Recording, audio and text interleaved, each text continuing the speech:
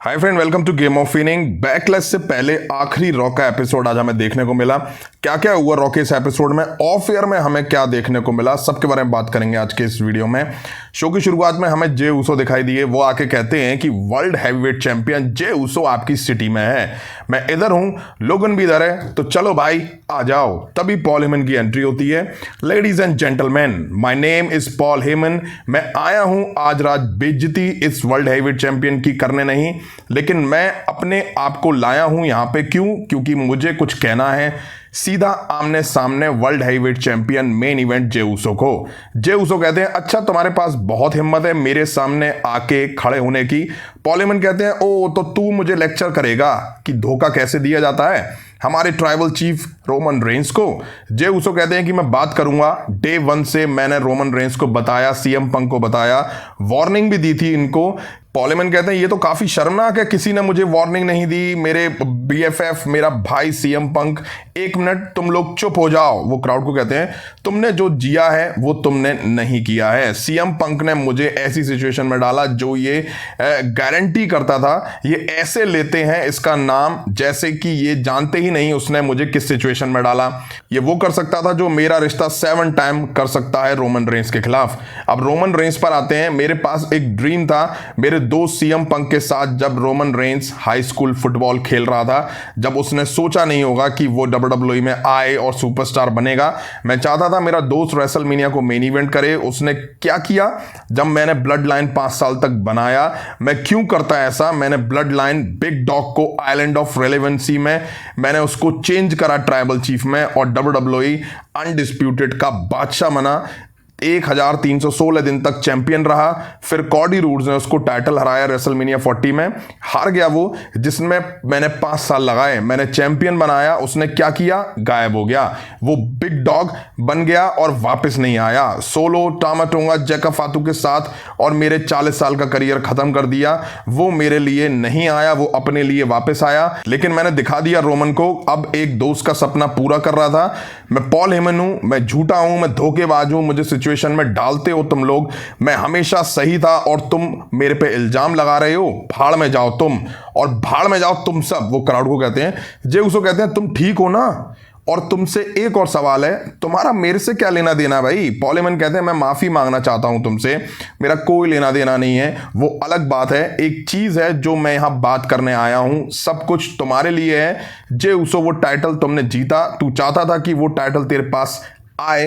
ये टाइटल सिर्फ पावर और कंट्रोल के बारे में है। सच कहूं तो जे उसो तुझे पता ही नहीं है इसका कैसे इस्तेमाल किया जाता है। मुझे लगता है हर रात तेरा ईट करना, नाचना गाना और अपने परफॉर्मेंस देके, लेकिन वो टाइटल इसके लिए नहीं है जो तुम्हारे दिल में है, चैंपियन बनना। अगर तुम्हें चैंपियन रहना है, सेथ रॉलिंस को चैंपियन बनना होगा। सेथ रॉलिंस वो टाइटल चाहिए, उसको पावर चाहिए, उसको सब कुछ चाहिए। ब्रॉन ब्रेकर वो तो स्टेज 1 था हमारा, स्टेज 2 ये टाइटल है। लेकिन मैं आज रात आया हूं एक फेवर करने के लिए। हमें पता है फेवर कैसे होते हैं हमारे। सेथ रॉलिंस तो मैं चैलेंज देता है वर्ल्ड हैवीवेट चैंपियनशिप के लिए। उसने रोमन रेंस को बीट करा है, सीएम पंक को हराया है, वो डिजर्व करता है नंबर 1 कंटेंडर के लिए। टाइम और प्लेस चुनो, कभी भी कहीं भी। जे उसो कहते हैं वो वेट होल्ड ऑन।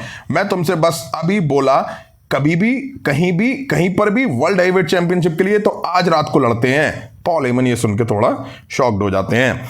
इसके बाद हमें जेडी मैकडोना वर्सेस पेंटा के बीच मैच दिखा। रिंग साइड फिन बैलर और कार्लितो भी थे। अच्छा मैच दिखा इनके बीच। जजमेंट डे ने पूरे मैच में इंटरफेयर करा।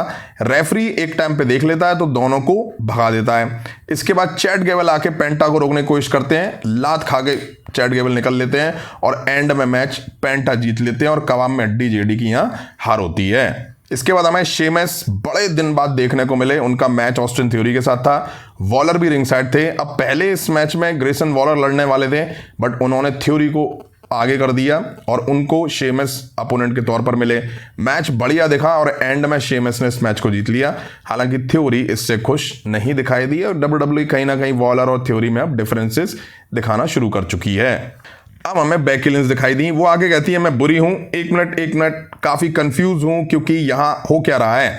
तुम ऐसे ट्रीट कर रहे हो जैसे मैं बुरी हूं। ठीक है, मैंने बैले को मारा, रेसलमेनिया में आई, सब पागल हो चुके थे मुझे देख करके। एक तो बच्ची रो रही थी मेरे कमबैक को लेकर के, किसी ने नहीं पूछा मैं कहां थी, सब कचरे की तरह ट्रीट कर रहे थे। मैंने कचरे को बाहर फेंका और अब मुझे बिलीव नहीं हो रहा है मैंने कचरे को बाहर निकाला, और जब ऐसा होता है तब आप कहते हैं शुक्रिया। इसके अलावा मैं क्या करूं तुम्हारे लिए। लायरा को मैंने अटैक करा क्योंकि वो भी एक कचरा है। जो कचरा होता है उसका एटीट्यूड, अगर मैं नहीं होती तो उसके पास टाइटल नहीं होता, मैं नहीं होती तो वो हिस्ट्री क्रिएट नहीं कर पाती, मैं नहीं होती तो उसका फियोंसे भी नहीं होता। तभी यहां लायरा वॉल्क्रिया की एंट्री होती है। बेकी लिंच कहती है यही इसी बेइज्जती की मैं बात कर रही हूं। लायरा कहती है तुमने कुछ नहीं करा जो मेरी सक्सेस है, तुमने कुछ नहीं करा मेरे लिए। और एक चीज बता दूं, तू छुट्टी पे गई थी तब सब अच्छा हो गया था। तू छुट्टी पे गई, मैंने इतिहास बना दिया, और ये टाइटल पता है ना तुझे, मैंने इस टाइटल को डिफेंड करा है। तुम तो काम पे भी नहीं थी, मेरे बारे में कहा है मैं सबसे बेस्ट हूं, मुझे परवाह नहीं है तू कितनी अच्छी है, तू फिर भी मेरे नीचे रहेगी। लायरा कहती है कि ये टाइटल मेरे पास है जब तक तुम सेकंड प्लेस पे रहोगी। बेकी लिंच अटैक करती हैं, बट लायरा पहले से तैयार थी, बच के बेकी लिंच पर अटैक करती हैं, पटक के पंचेस लगाती हैं। कुटाई रिंग के बाहर भी होती है, ऑफिशियल आके बीच बचाव करते हुए दिखाई दिए। बेकी लिंच कहती है तू देख रही है ये बेइज्जती। फिर रिंग में दोनों के बीच लड़ाई दिखाई दी, हालांकि ऑफिशियल अलग कर देते हैं। अब हमें इयो स्काई वर्सेस रॉक्सन परेज के बीच एक मैच देखने को मिला। बढ़िया मैच देखा दोनों वुमेन्स के बीच में, दोनों ने काफी इंप्रेस करा इस मैच में। दोनों साइड से कुछ अच्छे मूव्स भी दिखाई दिए। एंड में मैच रोल करके इयो स्काई ने जीता। जीत के बाद दोनों हाथ मिलाती नजर आई। अब हैप्पी एंडिंग कैसे हो सकती थी इस मैच की। रॉक्सन परेज रिंग से निकल जाती है, तभी पीछे से इयो स्काई पे जूलिया आके अटैक कर देती हैं। इसके बाद रॉक्सन परेज भी इस ब्रॉल में शामिल हो जाती हैं। दोनों मिलकर बुरी तरह से इयो स्काई को मार के ढेर कर देती हैं। अब हमें रूसेव वर्सेस ओटिस के बीच मैच दिखा। रूसेव का ये डेब्यू मैच था वापसी के बाद। दोनों भारी भरकम सुपरस्टार भिड़ जाते हैं। रूसेव कंट्रोल बना के ओटिस में मार देते हैं, मसल कर रख देते हैं। ओटिस थोड़ा दम दिखाते हैं, बट जीत एंड में रूसेव की होती है। मैच के बाद अकीरा आके रूसेव के सामने चौड़ रहे होते हैं, टी शर्ट फाड़ के भैया चैलेंज कर देते हैं। रूसेव कहते हैं तू कौन बे। टोजावा कहते हैं अकीरा टोजावा। रूसेव कहते हैं वो क्या होवे। अकीरा कहते हैं WWE सुपरस्टार। रूसेव इसके बाद चले जाते हैं और फिर वापस आके पहले अकीरा को तोड़ते हैं, और अकीरा के चक्कर में भाई ओटिस फिर मार खाते हैं और बेहिसाब मार खाते हैं। ऑफिशियल आके रोकते हैं। अब हमें गंथर और पैट मैकेफी के बीच प्रोमो दिखाई दिया। दोनों के फेस टू फेस आते ही एडम पियर्स कह देते हैं मुझे भाई अटैक वगैरह नहीं चाहिए। पैट मैकेफी कहते हैं तुमने 60 साल के आदमी पर अटैक करा, तुम मुझे हल्के में ले रहे हो, और जो ये गंथर है ये सॉफ्ट है। गंथर कहते हैं मेरे लिए सैटरडे बहुत स्पेशल डे होने वाला है, और तू मुझे अच्छे मूड में डाल दिया है तूने। ये मेरा पहला मैच है रेसलमेनिया के बाद, इस तरह के परफॉर्मेंस दूंगा मैं प्रॉमिस करता हूं सैटरडे बेल बजेगी, मैं तुझे इतना मारूंगा, तेरी इतनी धुलाई करूंगा और सबक सिखाऊंगा। आज तो तू बच गया, सैटरडे को नहीं बचेगा तू। अब पता नहीं WWE ने क्या सोच के गंथर जैसे सुपरस्टार को पैट मैकेफी के साथ डाल दिया है। अब ये तो बैकलैश में ही पता चलेगा। अब टाइम था मेन इवेंट का, जहां हमें Jey Uso versus Seth Rollins के बीच वर्ल्ड हेवीवेट चैंपियनशिप के लिए मैच दिखा। रिंग साइड पॉल हेमन और बू बू बू बू वो भी था। अब मैच में इनका इन्वॉल्वमेंट भी देखने को मिला।